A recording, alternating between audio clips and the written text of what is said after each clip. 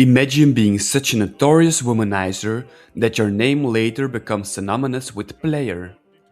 Casanova is not just any word, it comes from the Italian writer Giacomo Casanova. Casanova was born in 18th century Venice into a family of actors, although historians are unsure who Casanova's real father was. Casanova studied law in Padua. A few years later, he returned to Venice and became an abbot. The man whose name would later mean womanizer thus began his professional career in the church.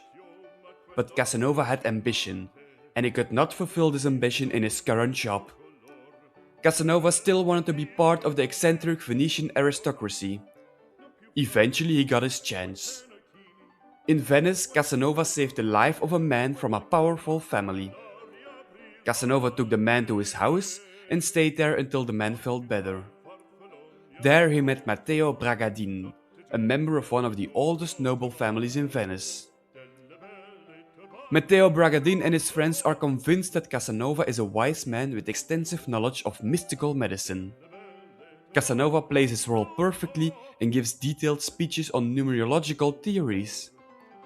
Eventually, Bragadin adopts a 21-year-old Casanova, which marks the beginning of his life of luxury.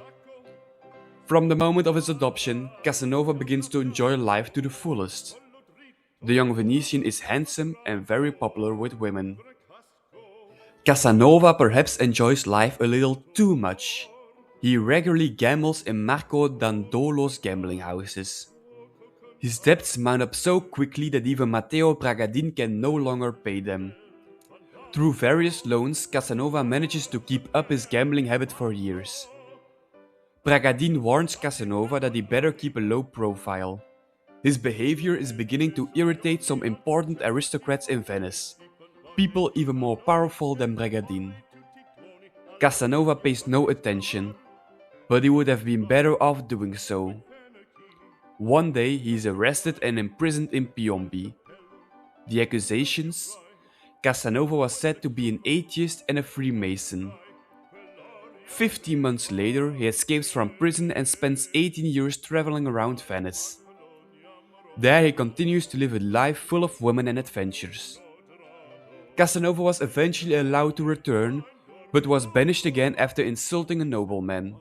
He spent his final years in Bohemia, where he wrote his memoirs. This is why we know so much about Casanova's eccentric life. Unfortunately, Casanova died before he could finish his memoirs.